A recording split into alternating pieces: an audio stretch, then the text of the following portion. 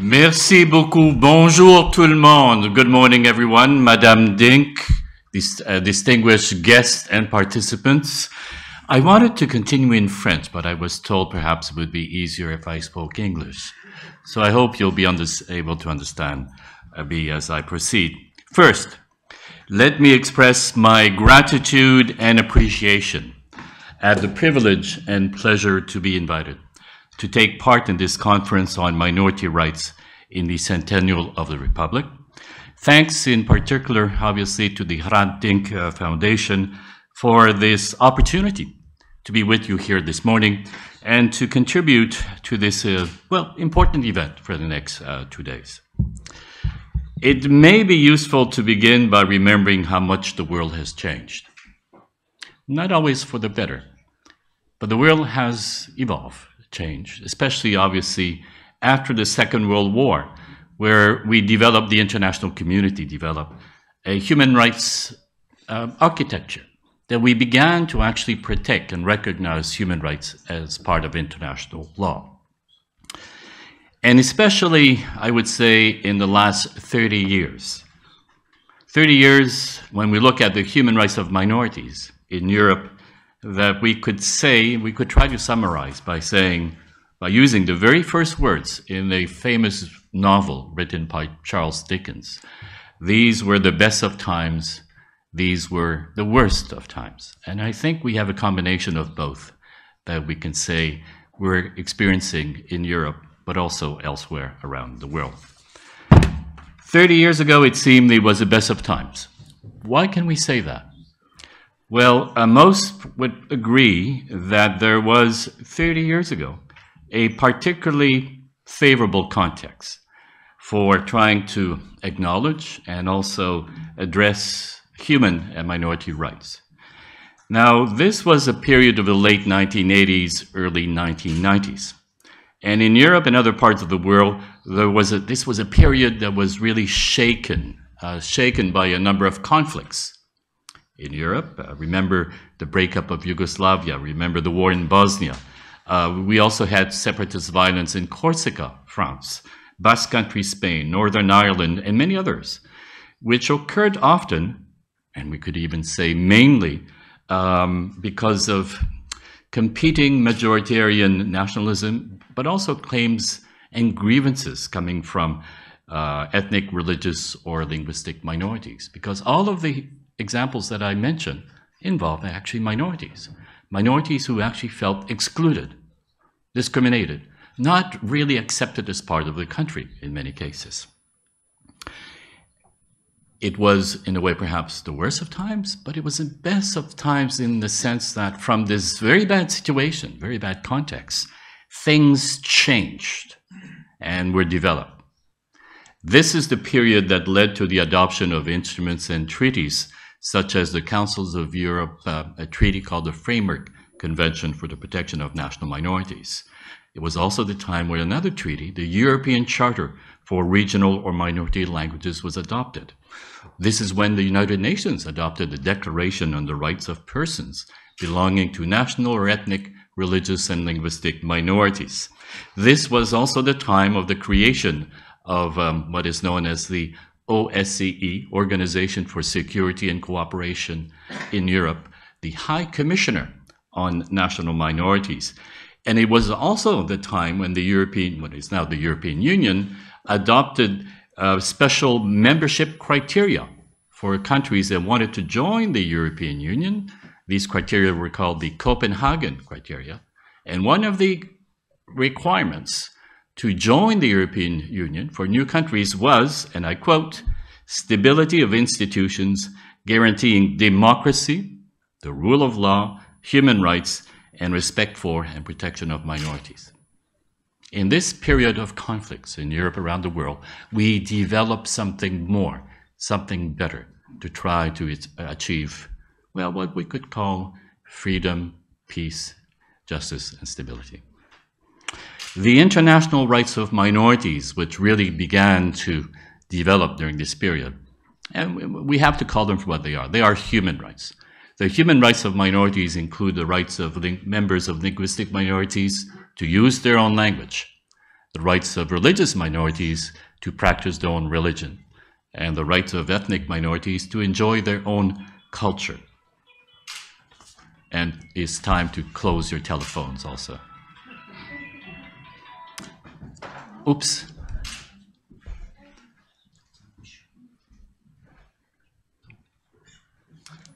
About 30 years ago, we also had the adoption of new attempts to strengthen the international human rights system.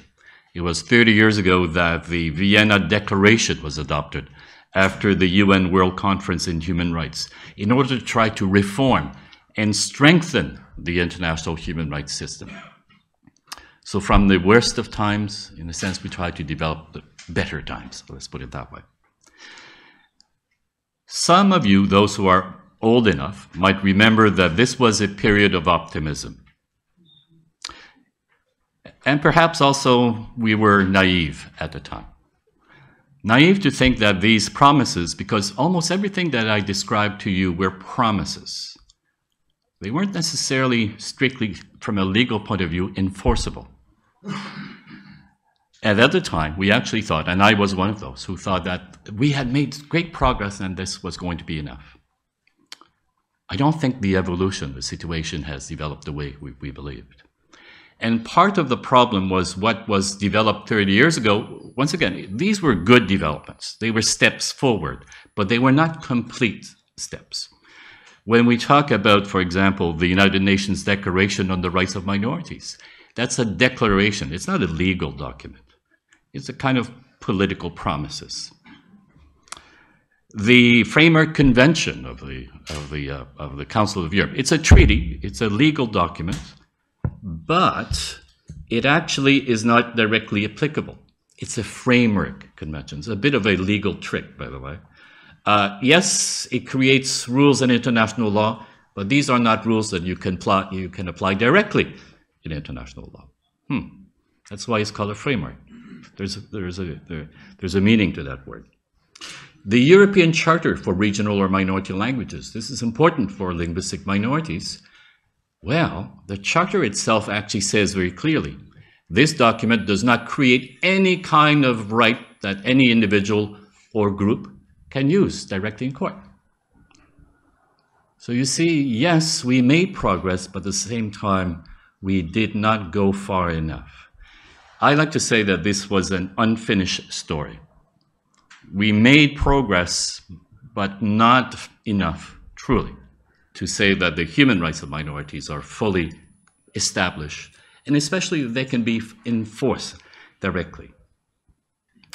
And of course, as all of you know, I think many of you will know, the European Court of Human Rights, first of all, the European Court itself cannot protect any of the rights under the Council of Europe's treaties. In other words, the Framework Convention and the European Charter. In general, we can say that after that first period of optimism and progress, quite frankly, succeeding decades have not been generous when we talk about the human rights of minorities. If I were to simplify and summarize how minority issues are being dealt with in Europe, and we could say around the world these days, I would go so far as to say that what we're dealing with right now is not the respect for these human rights obligations. It's not even stagnation, it's not even staying the same, it's regression. It is going backwards in too many countries in the world. The Council of Europe's Framework Convention and the European Charter treaties have very light enforcement mechanisms that are, let's be honest, simply ignored today by many governments. Many governments have ratified these treaties. They're not really complying with them. Minorities themselves are frustrated because, on the one hand, you will have European institutions, you will have governments saying, yes, you have rights here, but in reality, there's nothing happening. And in fact, they're going backwards. We have quite a few governments in Europe right now that are restricting more and more the right of minorities to be educated in their own language. And in fact, Latvia has adopted legislation recently that bans almost completely any public education in, and even private education in the Russian language. Russian minority is a very large minority in Latvia. Gone. Gone. We at the United Nations, we've taken the position that this is discriminatory. Discrimination or non-discrimination is one of the most basic international human rights in international law, and it's being ignored in areas of minorities especially, even by the European Court of Human Rights. And by the way, once again, in a way, this is the worst of times. In recent decades, really, the European Court of Human Rights has not been sympathetic, especially to religious and linguistic minorities. Let's be very honest about that situation. So there is a situation where minorities are, in many parts of the world, increasingly frustrated. On the one hand, being claimed that they have human rights, but on the other hand, having situations where governments are increasingly denying these rights. From a global perspective, we're seeing in some countries a sense of a growing hostility, or at least intolerance towards the culture, languages, or religions of some minorities, which is exemplified by the growing limitations to, as I said, the use of minority languages in public schools and other areas. There are increasing restrictions even on religious freedom for certain minorities in different parts of the world today. This is surprising. 20, 30 years ago, many of us actually believed that the world was becoming more rational, that secular democracy was better entrenched and so forth. That is not what we're seeing anymore in many parts of the world. There's a growing nationalism that actually has a religious tint. In India, we've seen that very clearly. Even in the United States, there's Christian fundamentalists, which is actually not very tolerant, to use rather diplomatic language. So we're seeing regression, going backwards in a number of areas that are deeply affecting minorities, in areas of religion, language, and others, which we did not expect would happen. I am one of those who believe in the evolution, that human beings are getting better and better and better. But I guess that's rather naive once again. And we have to acknowledge that throughout history, there may often be progress, but then there are sometimes steps backwards. And we have to look at this, I think, at the evolution in more historical terms. And just to give you a few more examples, we are seeing right now, and this is one of the surprising developments which makes us think that this is also the worst of times. We are seeing right now millions of children being separated from their families for most of their lives, for most of their childhood, I should say, in the name of integration, when really what it seems to involve are new efforts at forced assimilation. As Special Rapporteur of the United Nations earlier this year, myself and a number of my colleagues have raised grave concerns over the treatment of about 1 million Tibetan children. Listen to that, 1 million children from the Tibetan people, and around 800,000 Uyghur children in China, removed from their families for most of their childhood and sent into residential schools. That's happening today. Is there something that should be more important than the right to family life, the right to have your own children, being able to raise your children? We have situations right now where a government is systematically not allowing children to stay with their families for most of their childhood, to be sent to residential schools. That is clearly forced assimilation. These people have no choice, and it's happening today. And it is a situation which, until recently, not much international attention had been put in that situation, which is, I think we can say, inhumane. How can a civilized society be doing that in this day and age? And even in historical terms, some of you will know about situations where children are removed from their families and what that represents for communities, for peoples, for minorities. At the European Union, or even in Europe, we saw last year another deeply disturbing development. There was last year a petition for the European Union to develop a series of measures to protect minorities. It was called the European Citizen Safe Pack Initiative for Minorities. So more than 1 million people signed this petition so that the EU would consider adopting different measures, including legislation, to better protect minorities in Europe. Massive. There was also a great level of support at the European Parliament. There was a vote at the European Parliament. 75% of the members of Parliament actually accepted or approved, supported this initiative. And also quite a few regional and national governments also said, yeah, we agree. This is an important direction the European Union should take to better protect minorities and their rights in the EU. And what happened? Well, the European Commission said, well, thank you, but no thank you. Nothing. We don't need to do anything. Everything is good for minorities in the European Union.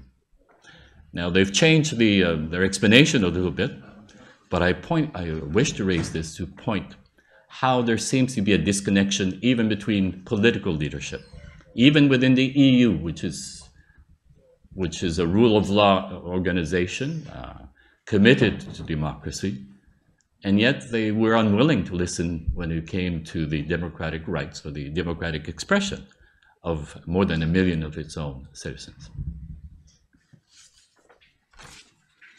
Essentially, what we're seeing, therefore, I think, is a situation where the human rights of particular groups are no longer sufficiently respected because the context has become hostile. As I said, let's be honest, there's a rise of nationalism in many countries where minorities are not always fully respected, including their rights. We're also seeing in recent years a dramatic increase in hate speech in social media. What the UN Secretary General Antonio Guterres called a tsunami of hate. That was a very good expression. I have a different one. I think it's almost as good as his. I call it a poisoning of the mind. Hate speech is poisoning the minds of societies around us, in Europe and elsewhere. What is perhaps not always appreciated is overwhelmingly who are the targets of hate speech. Well, we do have data, disaggregated data in a number of countries, which shows that most of the targets, not all, but most, even around 75% of the targets of hate speech in social media are, guess, minorities. Racial minorities, ethnic minorities, linguistic minorities, religious minorities tend to be the targets of hate speech in social media, overwhelmingly, where we have clear statistics about this. And this is contributing to, in many countries, not all, but many countries, polarization. You have situations of increasing violent attacks and hate crimes against minorities. Think of the rise of anti-Semitism, Islamophobia, anti-Gypsy, and it goes on, against especially minorities, that this happens around the world. So we are seeing situations where especially social media is amplifying intolerance and prejudice. And it's easy to scapegoat, to blame others, isn't it? Who is responsible for the loss of jobs? It is those immigrants that come from somewhere else. There's a conspiracy involving Jews or Muslims, you name it. I mean, if you find a minority, quite often it's the minority that is blamed. It's easy to try to find simple solutions to complex situations. And we are seeing that increasingly in social media. But it's not only words, it's also action. We are seeing increasing calls to genocide against minorities, by the way. Surprisingly so. We are seeing people actually beginning rumors about a Roma person attacking someone in the village, and then you have a pogrom against a Roma in some parts of Europe. Attacks against Roma because they're blamed for all kinds of things. We're also seeing an instrumentalization of prejudices, scapegoating of minorities, incitement to discrimination against minorities by politicians. I mean, this is an old game that's being played But this old game is regaining popularity with some politicians because they can win votes.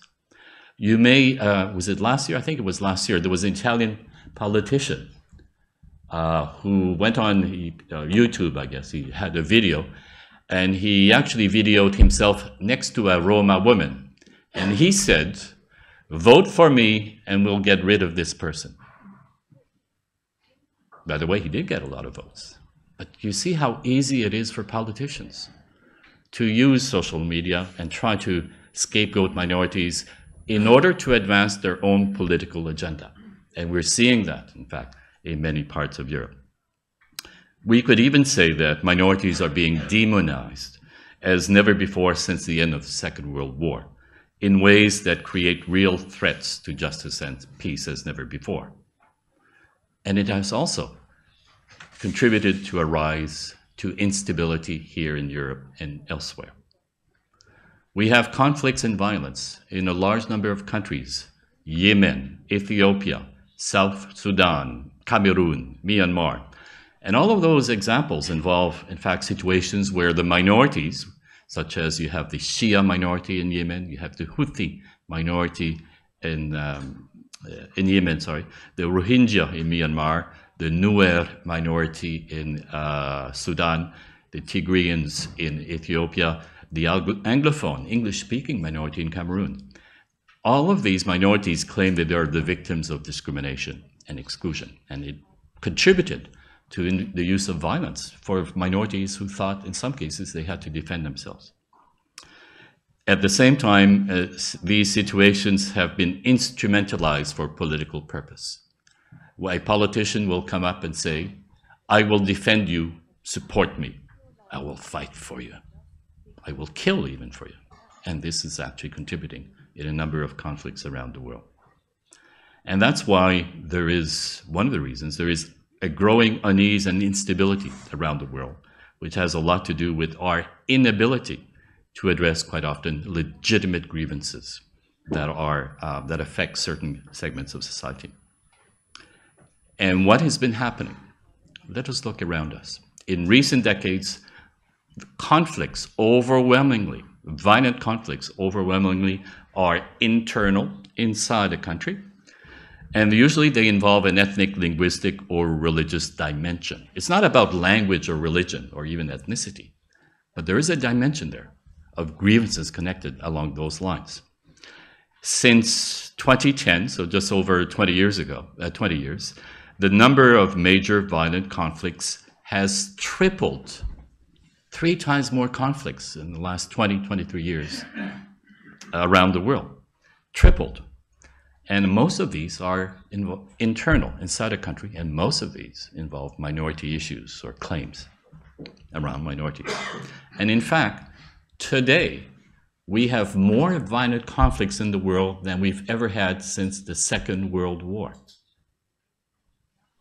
And most of these are inside countries, and most of these involve minority issues, or claims anyway, or instrumentalization of minority issues. We also have today more than 100 million displaced people. We have more displaced people today than we have ever had in human history. 2 to 3 times the number of displaced people at the Second World War. This is incredible. It's historical. We've never seen anything like that. And most of these displacements are due to conflicts. And most of these conflicts are due to the neglect or the instrumentalization of minority issues. So let me emphasize the point. There is, around the world, more instability, more conflicts, more displaced people because I think the international community and governments are not responding to the root causes of most of these conflicts. We're not responding to the conflicts, and therefore we cannot prevent these conflicts because we are not focusing attention on prevention, on dealing with the claims of exclusion, of discrimination, that often are the center of many of these conflicts. And if you don't deal with grievances, you let them fester, just drag on and becoming unhealthy. And that is what is happening in many parts of the world. We are letting tensions, conflicts drag on for years and years until someone uses violence. Or a politician will say, hey, I will protect you, but we have to use bombs to protect you. And we know what has happened in the Ukraine along those lines. We have, therefore, now situations where, as you know, even though they are complex, there are many factors around every conflict in the world. But think of the situation in Nagorno-Karabakh. Think of the situation in Palestine, in Ukraine, in Yemen, Cameroon, and others. We actually could have taken steps to try to prevent these conflicts, but it would have meant to try to criticize the internal policies of governments and say, you're not treating your minorities well enough. And let's be honest, international organizations, including the United Nations, do not feel comfortable criticizing governments too much when it comes to many of their internal affairs. And this has been contributing. It was led to the situation where we are not stopping, we are not preventing conflicts. We have record level of conflicts today and everything that flows from that. The risk of atrocities, of humanitarian catastrophes, and even genocide have never been higher in recent history, partially, perhaps even to a great extent, because we at the UN and European organizations have not focused efforts and attention where it is most needed, prevention of conflicts. You might be very surprised to hear that at the United Nations, even though in theory the United Nations is supposed to help prevent conflicts, most of its efforts are in conflict resolution, not prevention. It's not the same thing. Conflict resolution focuses to intervene after a conflict has started. Not before, after. And this, in my opinion, is one of the greatest failures of the United Nations. Not only that, there is expertise at the United Nations in New York on conflict, let's call it mainly conflict resolution, a little bit on prevention, just a little bit. But there is no expertise, unless they've changed this year. The UN expertise on conflict has no one with a background on minority issues or grievances. Now, just think for a moment about that. Most conflicts today are internal. Most conflicts today have a minority, ethnic, religious, linguistic dimension. And at the UN in New York, in the section that deals mainly with conflict, there is no one, absolutely no one with an expertise on minorities. You can see the problem.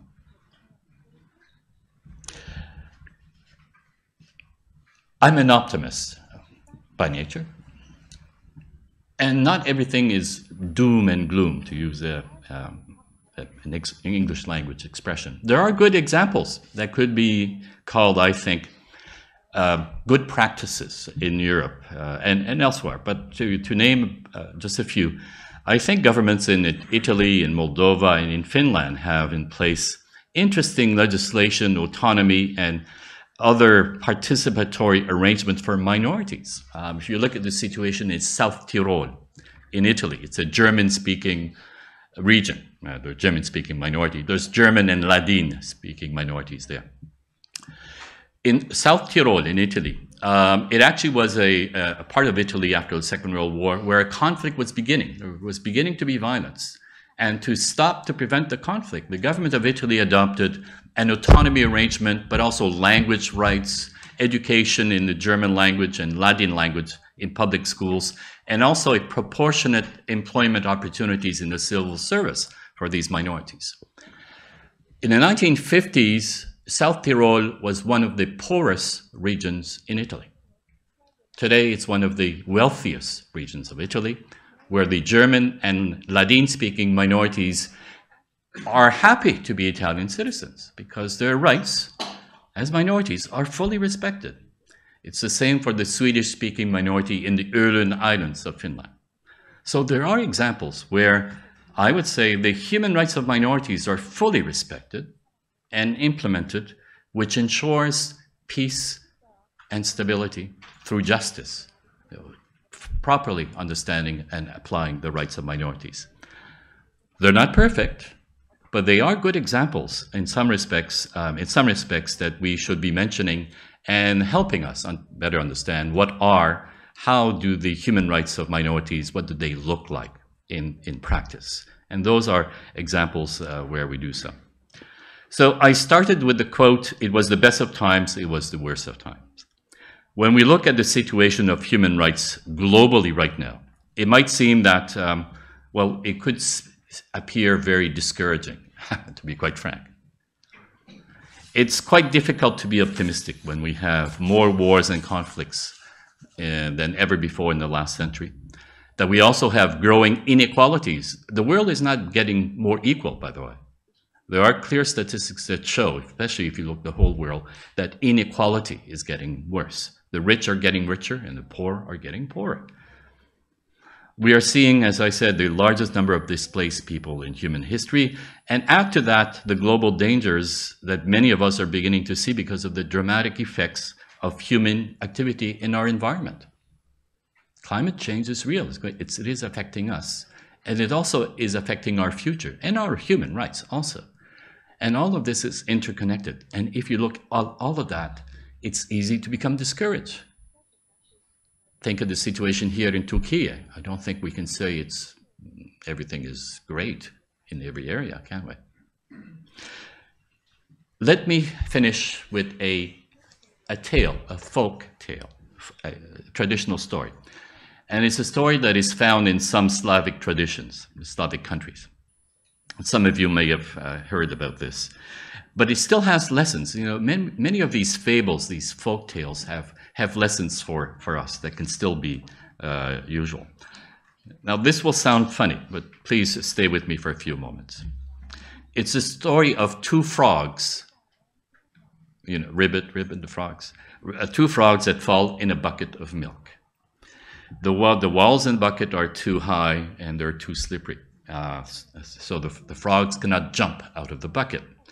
So at the beginning, you know, the frogs are there and they're floating in the milk, and it's okay, no problem, we're frogs, we can deal with this. So they are rather content, but after a while they have to make more and more efforts to stay afloat, despite at the beginning thinking it was going to be easy. Gradually, they begin to have to work, you know, to paddle more and more to stay afloat. They're stroking and stroking, and they're beginning to be tired after a while. And eventually, they become exhausted. Exhausted, I could say, like some minority and human rights organizations and activists around us. It is exhausting, isn't it, to go against the current, to always have to struggle. Eventually, our two frogs are beginning to be desperate because there really doesn't seem to be any hope. And there's no hope to jump out of the bucket, and they have to physically continue all the time. And eventually, one of the frogs gives up and says, well, that's it. I can't do it anymore. And the frog drowns, of course. The other frog, well, decides to continue. Despite the odds, despite everything being desperate, doesn't seem to be any hope at all. And then something happens. After all of these efforts, even against the odds, even when there doesn't seem to be any point, no possibility of getting out, the frog's perseverance and efforts begin to change the conditions. Because all the paddling, eventually, all the efforts has started to churn the milk into butter. His environment becomes more solid. So the frog starts to gradually to have done something. All of those efforts, including the efforts of the other frog who passed away, change the conditions around them eventually, even though it seemed desperate. And even without realizing, these frogs, all of those efforts actually did make something happen. And the second frog was able to escape, to eventually get on firmer ground and get out of the bucket. It may seem that minorities and even human rights organizations are in impossible situations, doesn't it? That they're going against the current, that they're going to be experiencing repression, that they're going to actually be making huge sacrifices in a very hostile and difficult situations. Some of them will spend 5, 10, 15, 20 years of their lives. Some of them will be, as we know, even give their own lives for something that seems impossible or even desperate. Yet the institutional and other changes that have been made in the 1990s, 30 years ago, they did change something. We need more change, but it is only by perseverance, even in desperate situations, that we can perhaps hope to change the environment that we find ourselves in. So the world today may seem darker and nastier, and it may well be that it is actually today seems to be almost hopeless. But the perseverance and efforts do have an impact in the environment, even though initially we may not see it. And even though today may seem as the worst of times, and some of the situations of minorities and human rights activists and advocates may seem hopeless, nothing will progress, nothing will change, nothing will move forward unless these efforts continue, despite the odds and desperation even. It is because of all of those never-ending efforts, the commitments, and yes, even sacrifices, all of these create a foundation eventually. A foundation which may eventually lead to other changes. And that is how human rights evolved after the Second World War. Human rights are not automatic. Human rights, in a sense, a modern version of human rights, emerged after many atrocities during the Second World War. Human rights, and especially the rights of minorities, began to take better shape in the 1990s as a result of efforts in a condition of conflict, and that did seem very hostile. And that is how the global human rights architecture, however, did become stronger in the 1990s, even though we have to continue to make this foundation stronger and more effective, because clearly it's not enough today. It's not enough. We're failing, so we have to do more. But we do have foundations on which to do more and do better, as you have in Turkey, because of the Hrant Dink Foundation. It is a foundation, isn't it? It is a foundation for building more. The Hrant Dink Foundation, other human rights organizations, which are all built on the efforts and even, yes, the sacrifices of people such as Hrant Dink himself, who have given everything, even their lives, to make the world a better place, and trying to protect the human rights of everyone, but especially those who are most marginalized or who cannot protect themselves, quite often minorities. So the 1990s showed us that changes are possible. We have more tools today to work with. We can work with some governments, we can work with regional organizations, we can work with human rights and the rights of minorities, we can work with treaties, the European Union, the Council of Europe, the OSCE, and other human rights commissioners. You have the United Nations and various mechanisms. But I think now is the time to improve on what you have in Europe and to change some of the noble sounding promises and commitments into reality by focusing on implementation, but especially focusing on minorities. They need to be much better protected, including here in Europe. In my last report, and I'm coming to an end, just to let you know, I know you've been very generous with your time.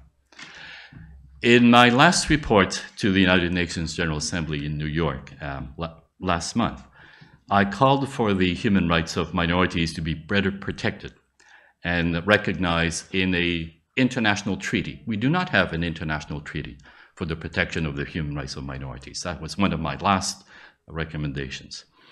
But we also need, at the United Nations in particular, and maybe something to consider in Europe, we need to have what we call a permanent forum, that minorities have a space and visibility at the United Nations, as we give to indigenous peoples, by the way. Indigenous peoples at the United Nations have a permanent forum, which allows them to lobby, to actually be part of the United Nations efforts and activities. We need that for minorities, to prevent conflicts, to address hate speech, and so on and so on. We need also to look at other measures in order to better protect and recognize the rights of minorities in Europe, because there still are not sufficient. We have a series of activities of other mechanisms where I think it would be important for minorities from Turkey, such as the Hrant Dink Foundation, to be part of, because we need to better understand what the situation is here in relation to the Armenian and other minorities. And I'm happy to hear that next week we have in Geneva the United Nations Forum on Minority Issues at the United Nations. And I think the Hrant Dink Foundation will be participating. I think that's the first time they will, but it is important that the voices, the situation of minorities here in Turkey be better understood and seen and heard at the international forums. I wanted to say in closing, congratulations to the Hrant Dink Foundation for moving forward with the Minority Academy, a Minority Rights Academy, which I think is an important initiative because it's needed here in Turkey, but also in other parts of the world. And I hope you'll be able to actually contribute to other parts of Europe and the world in doing something similar. These and other efforts, and I've heard about the Izmir event, by the way, are much needed at the global level to look forward, to look towards the future and to improve the full recognition and protection of all human rights, including the human rights of minorities, and putting noble principles into practice by recognizing the very first words of the Universal Declaration of Human Rights that says we need to guarantee the inherent dignity and the equal and inalienable rights of all members of the human family as the foundation of freedom, justice, and peace in the world. Freedom, justice, peace are needed for all, including everyone here in Turkey, for the Palestinians in the occupied territories, for Armenians here and elsewhere, for Uyghurs in China, and many, many others. Freedom, justice, peace. They're all connected. Merci. Thank you very much.